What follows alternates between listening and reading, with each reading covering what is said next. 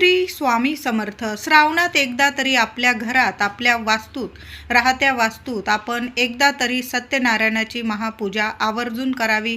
श्रावण महिना, संपूर्ण श्रावण महिना हा शुभच असतो. प्रत्येक दिवस हा महत्त्वाचाच असतो. पण आपण जेव्हा सत्यनारायणाची महापूजा पौर्णिमा तिथीत करतो ना, तर लक्ष्मीनारायण तर प्रसन्न होतात. आपली वास्तूसुद्धा तथास्तु म्हणते, प्रसन्न राहते आणि अशा वास्तूत कधीच कशाला कमी पडत नाही.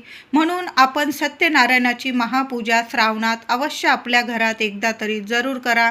तर आता कधी करायची श्रावणात पूजा, महापूजा सत्यनारायणाची? तर नारळी पौर्णिमा म्हणजे श्रावण पौर्णिमा येत्या 27 ऑगस्ट 2026 गुरुवार दिवशी आलेली आहे.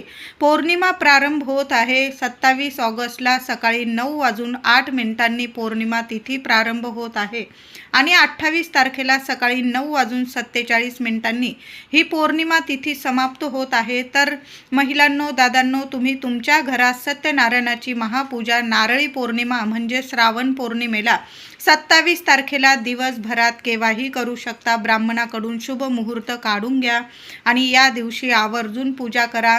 तुम्ही जर रक्षाबंधनच्या दिवशी करत असाल तर हाही दिवस शुभच आहे.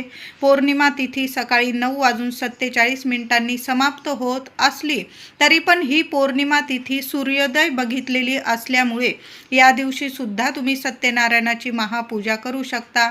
आवर्जून एकदा तरी श्रावणात आपल्या घरात, आपल्या राहत्या वास्तूत सत्यनारायणाची महापूजा जरूर करा.